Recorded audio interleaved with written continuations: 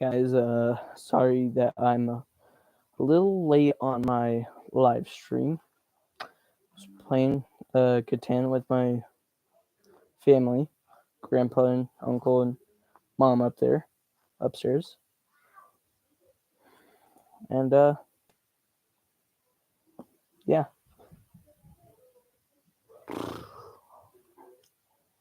Alright. Well, here we go.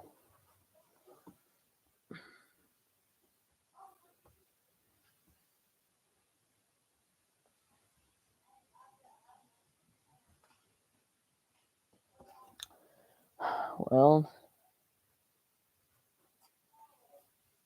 is anyone on?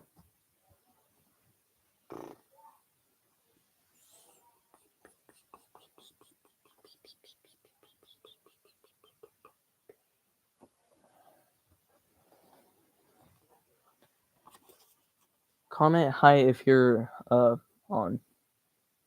If anyone's on. Ryan!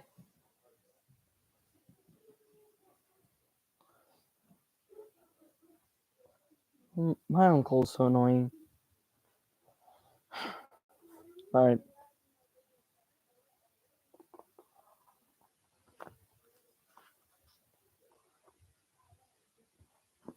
Is anyone on? Wait a little bit to read.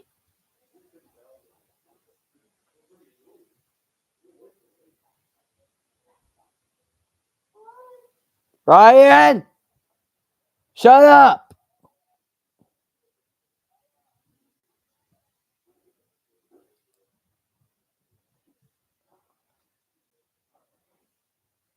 Got someone watching. Alright. Alright.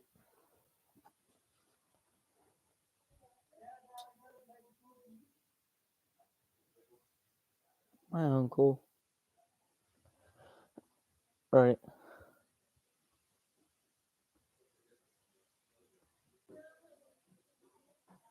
Who's on? I don't know. Start reading now.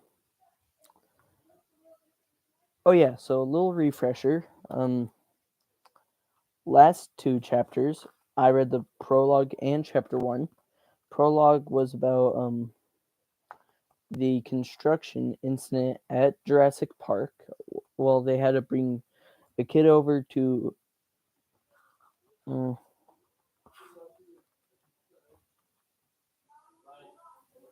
up. Where is it? Bahia Inasco. Someone had to take a worker at Bahia Inasco. Well, Engine did. He ended up dying. I read the next chapter, which was basically the first scene of Lost World in this chapter of Jurassic Park. I'm sorry I farted, even though you guys can't smell it. And I believe this chapter is where she describes the animal to. I'll have to read it.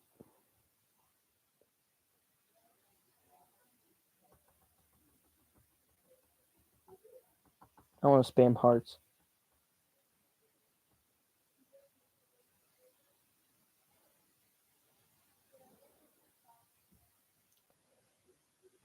Oh yeah, so. Oh, that's my grandpa's suitcase. He sleeps down in my room until he has to go back home. In case you guys are wondering.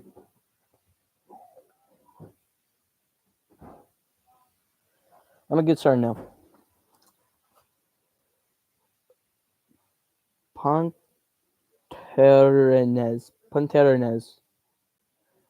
I think she is quite comfortable now, Dr. Cruz said, lowering the plastic flap of oxygen tent around Tina as she slept.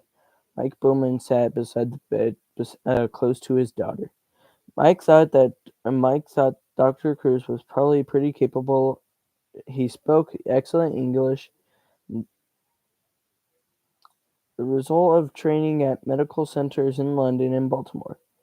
Dr. Cruz radiated competence, and the Clinicia Santa Maria, the modern hospital in Putanerias, was spotless and efficient. But even so, Mike Bowman felt nervous. There was no getting around the fact that his only daughter was desperately ill, and they were far from home.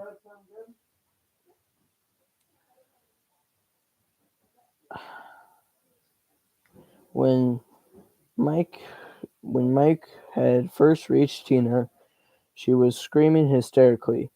Her whole left arm was bloody, covered with a profusion of small bites, each each each the size of a thumbprint. And there's thumbprint.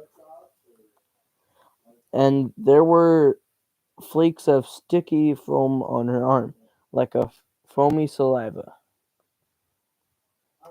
He carried her back down the beach. Almost immediately, her arm began to redden and swell. Mike would not soon forget the frantic drive back to civilization. Four Four-wheel drive Land Rovers slipping and sliding up the muddy track into the hills, while his daughters screamed in fear and pain, and her arm grew more bloated and red. Long before they reached the park boundaries, the swelling had spread to her neck, and then Tina began to have trouble breathing. She'll be all right now, Ellen said. She'll be all right now, Ellen said, staring at the plastic oxygen tank. I believe so, Dr. Cruz said. I have given her another dose of steroids, and her breathing is much easier. And you can see the girls.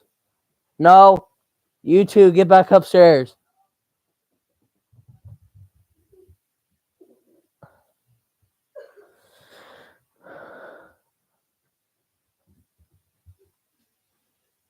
Thanks, my dogs. They didn't interrupt me. Oh yeah, it was my grandpa and little brother that almost came down here and live stream.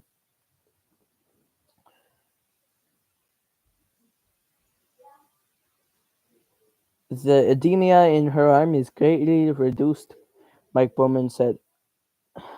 About those bites. We have no identification yet, the doctor said. I myself haven't seen these bites like seen bites like that before, but you'll notice that they are disappearing. It's already quite difficult to make them out. Fortunately, I have taken photographs for reference, and I have washed her arm to collect some samples of the sticky saliva. One of one for analysis here, and the second to to send to the lab in San Jose, and and the third we will keep frozen in a case it is needed. In case it is needed. Do you have the picture she made? Yes, Mike Bowman said. He handed the doctor the sketch that Tina had drawn, and in response to the questions from admitting officials.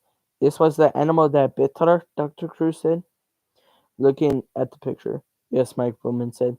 She she was she said it was a green lizard the size of a chicken or a crow. I don't know of such lizard, the doctor said.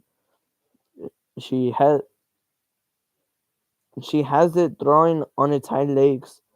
That's right, Mike Bowman said. She said it walked on its hind legs. Dr. Cruz frowned. He stared at the picture a while longer. I am not an expert. I've asked for Dr. Gutierrez to visit us here. He is a senior researcher at the Reservoir Biological de Cara, which is across the bay. Huh? Hi, Grandpa. Ooh. Uncle Albert. Uncle Albert. I'm Essen. That's right. Where was I?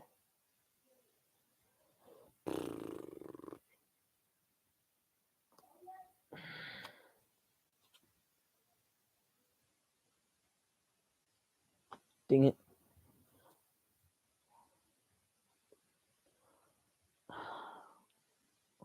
I can't find it. He is a senior researcher at the Reservoir Biological de Caira, which is across the bay. Perhaps he can identify the animal for us. Isn't there someone else from Cabo Blanco? Bowman asked. That's where she. That's that's where she was bitten. Unfortunately, not. Doctor Cruz said. Cabo Blanco has no permanent staff, and no researcher has worked there for some time. You were probably the first to walk on that beach in several months, but I am sure you will find Dr. Gutierrez to be knowledgeable. Dr. Gutierrez turned out to be a bearded man khaki short wearing khaki shorts and shirt. The surprise was that he was American. He was introduced to the Bowmans saying in a soft southern accent, Miss Bowman and Mr. and Mrs. Bowman, how are you doing? Nice to meet you. And then explaining that he was a field biologist from Yale who had worked in Costa Rica for the last 5 years. Marty Gutierrez explained Tina thoroughly, lifting her arm gently, peering closely at each of the bite wounds with a pen, pen penlight measure m- penlight, then measuring them with a small pocket ruler. After a while, Gutierrez stepped away, nodding to himself as he had understood something. Then he inspected the Polaroids and asked several questions about the saliva, which Cruz told him was still being tested in the lab. Finally, he turned to Mike Bowman and his wife, waving intensely. I think Tina's going to be fine. I, I was I just wanted to be clear. I just wanted to be clear about a few details, she said, making notes in a precise hand. Your daughter says she was bitten by a green lizard, approximately 1 foot high, which walked upright onto the beach from the mangrove swamp. Yes, that's right. And the lizard made some kind of vocalization. Tina said it chirped or squeaked. Like a mouse, you would say? Yes. Well then, Dr. Gutierrez said, I know this lizard. He explained that. Of the six of the 6,000 species of lizard in the world, no more than a dozen species walked upright. Of of the of those species, only four were found in Latin America, and judging by the coloration, the col- coloration, the lizard could only be one of the four. I am sure this lizard was a Basculus emeritus, a striped basilisk lizard found here in Costa Rica, normal and almo- and also in Honduras. Standing on their hind legs, they are sometimes as tall as a foot. Are they poisonous? No, Mr. Bowman. No, Mrs. Bowman, not at all. Gutierrez explained that the swelling in Tina's arm was an allergic reaction. According to the literature, 14% of people are strongly allergic to reptiles, she said, and your daughter seems to be one of them. Sh- She was screaming. She said it was painful. Probably, probably it was, Gutierrez said. Reptile saliva contains serotonin, which causes tremendous pain. He turned to Cruz. Her blood pressure came down with enthemistas. Yes, Cruz said, promptly. Serotonin. Gutierrez said. No question. Still, Ellen Bowman remained uneasy. But why would a lizard bite her in the first place? Lizard bites are very common, Gutierrez said. Animal animal handlers in zoo get bitten all the time. And just the other day I heard that a lizard had bitten an infant in a crib in Amaloa, about 6 miles from where you were. So bats do occur. Not sure why your daughter had so many bats.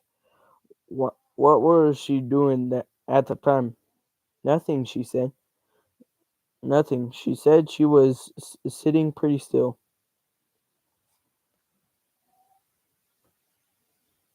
I called it bark.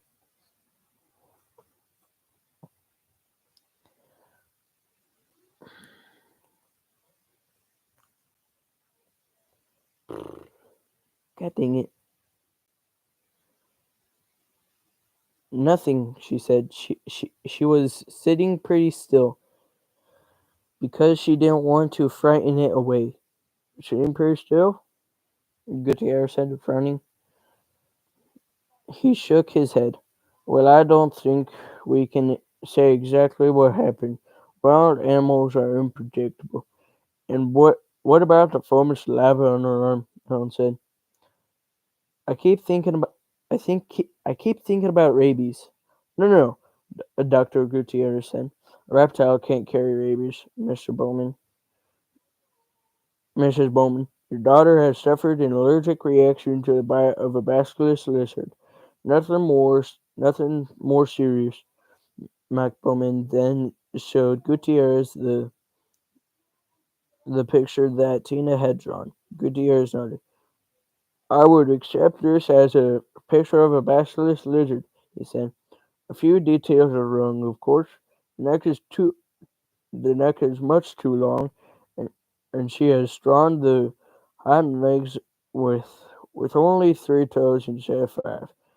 The tail is too thick and raised too high, but otherwise this is a perfectly serviceable lizard of the kind we are we are all we are talking about. Bettina, Bettina specifically said the neck was long. Bowman insisted, and and she and she was and there were 3 toes on the foot. Tina's pretty observant, Mike Bowman said. I'm sure she is, Mr. Gutierrez said, smiling. But I still think your daughter was bitten by a common Bacillus ammaratus and and and had a severe herp- herpetological reaction. Normal time normal time course.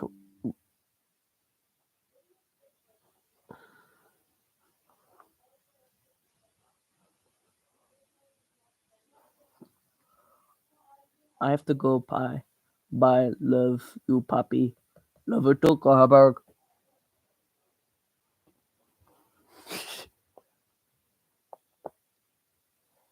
Uh,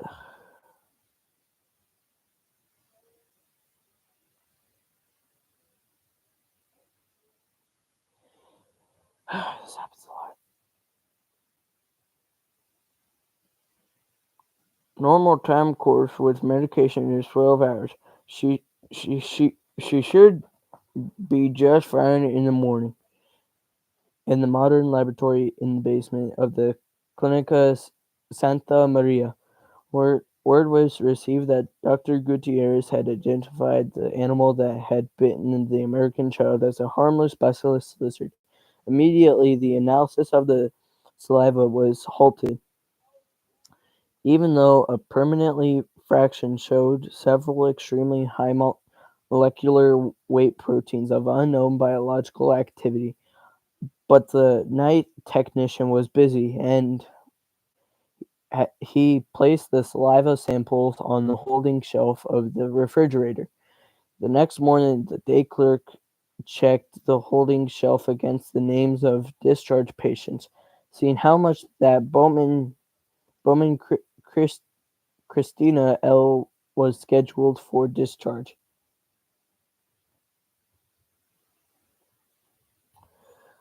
seeing that oh, scheduled for discharge that morning.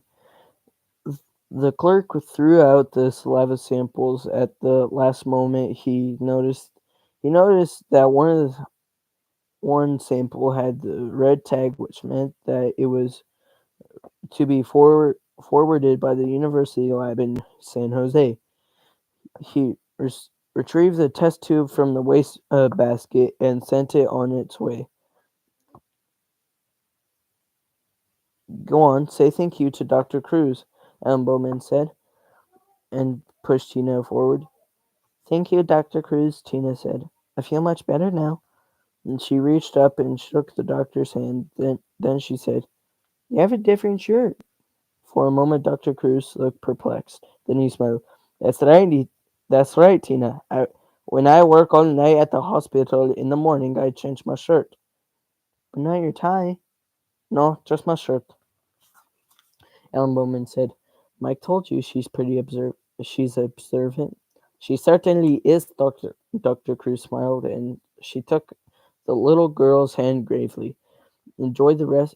Enjoy the rest of your holiday in Costa Rica, Tina. I will. The Bowman family had started to leave when Dr. Cruz said, Oh, Tina, do you remember that lizard that bit you? Uh huh. You remember its feet? Uh huh. Do you have any toes? Yes. How many toes did it have? Three, she said. How do you know that? Because I love it, she said. Anyway,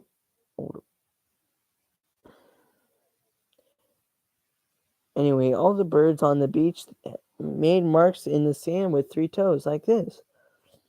She held her hand middle three fingers spread wide, and the lizard made those kinds of marks in the sand too. The lizard made marks like a bird. Uh huh. The lizard made marks like a bird. Uh huh. Tina said. He walked like a bird too. He jerked his head like this, up and down. She took a few steps, bobbing her head. After the Bowmans had departed, Dr. Cruz decided to report this conversation to Gutierrez at the biological station. I must admit the girl's story is puzzling. I must admit the girl's story is puzzling, Gutierrez said. I have been I've been doing some checking myself. I am no longer certain she was bitten by a basilisk. Not certain at all. Then what could it be? Well, Gutierrez said, let's not let's not speculate prematurely. By the way, have you heard of any other lizard bites at the hospital? No. Why? Let me let me know, my friend, if you do. I forgot. Chapter 3 is pretty short.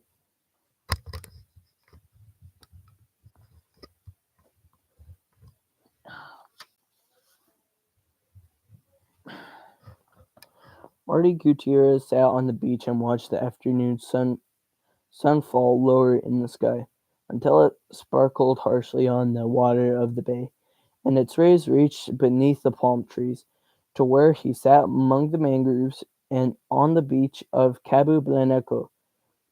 As best he could determine, he was sitting near the spot where the American girl had been 2 days before. Although it was true enough, as he told the Bowmans that the lizard bites were common, Gutierrez had never heard of anyone being hospitalized for a lizard bite. Then, to, then too, the bite radius on Tina's arm appeared slightly too large for a basilisk. When he got back to the Kara station, he had checked the small research library, but found no reference to the basilisk lizard bites. Next, he checked the International Science Services, a computer database in America, but he found no references for to basilisk bites or hospitalization for lizard bites.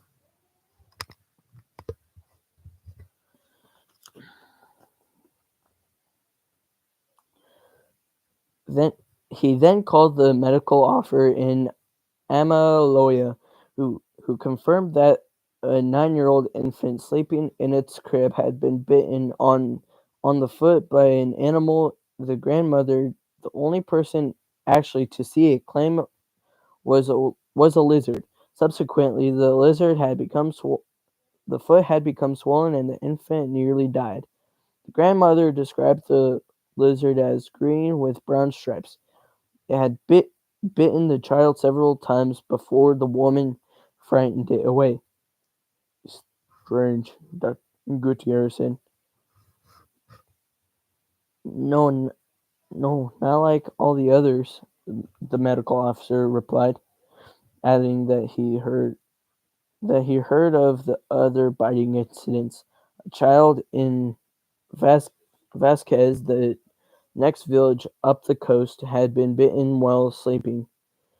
Another another in Puerta Sotrero. All these incidents had occurred in the last 2 months. All had involved sleeping children and infants. Such as new and such a such a new and distinctive pattern led Gutierrez to suspect the presence of a previously unknown species of lizard. This was particularly likely to happen in Costa Rica, only 75 miles wide at its narrowest point, smaller than the state of Maine. Yet, yet its limited space, Costa Rica had a remarkable diversity of biological habitats. Seacoasts on Seacoasts on both sides of the Atlantic and Pacific.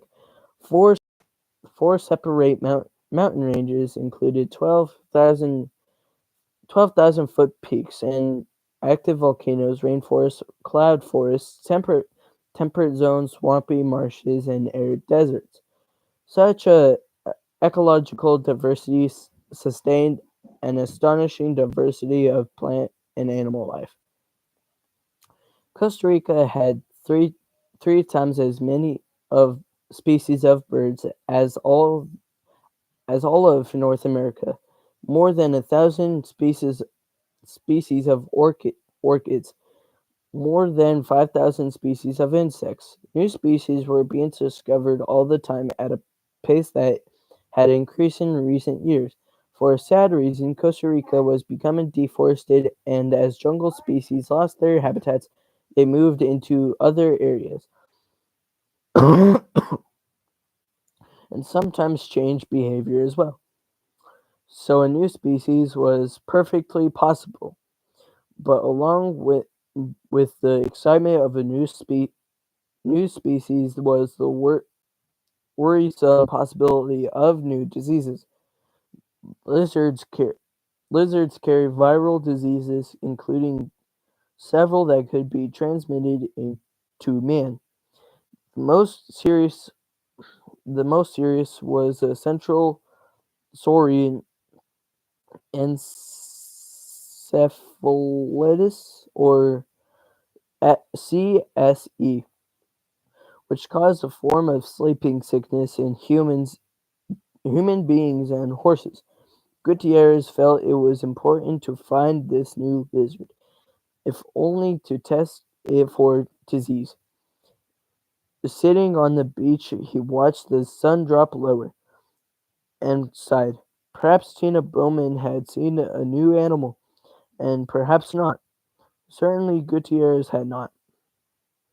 Early, Earlier that morning, he had taken the air pistol, loaded the clip with ligament darts, and set out for the beach with high hopes.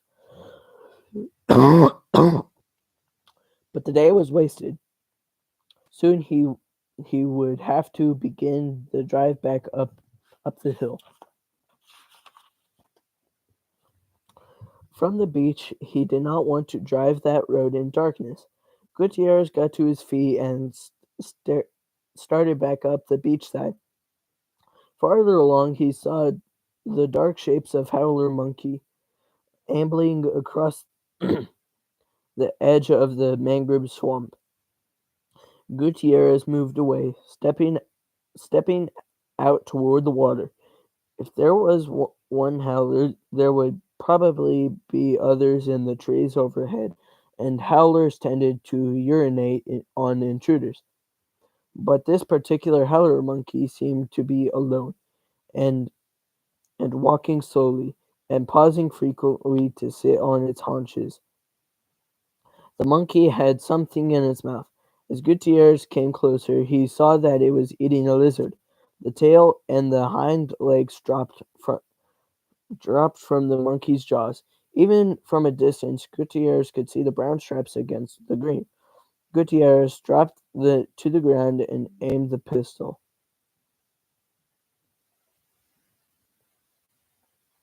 The howler monkey, accustomed to living in a protected reserve, stared curiously. He did not run away, even when the first dart whined harmlessly past him.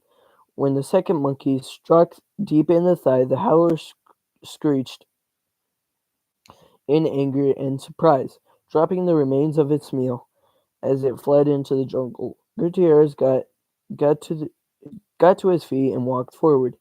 He wasn't worried about the monkey. The tranquilizer dose was too small to give it anything but a few minutes of dizziness. Already already he was thinking of what to do with his new find. Gutierrez Gutierrez himself would write the preliminary report, but the remains would have to be sent back to the United States for final positive identification, of course. To whom should he send it? The acknowledged person expert was Edward H. Simpson, emer, emeritus professor of zoology at Columbia University in New York. An elegant older man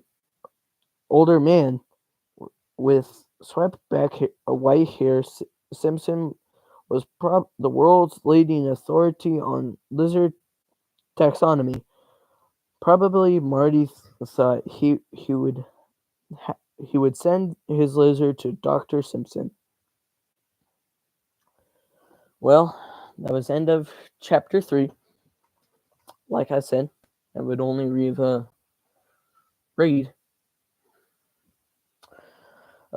chapter 1 and chapter 2 and 3, but I will do chapter 4 and 5 here soon. Maybe Sunday or Saturday. I don't know. I'll have to think on it. And I am gonna make that video that you guys voted on yes for, of me showing you guys my fossil collection. It's not that big. It's like a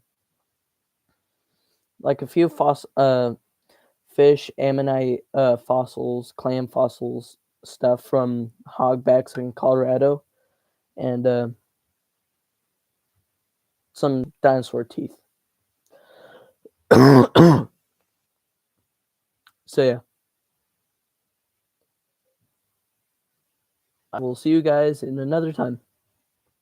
Goodbye.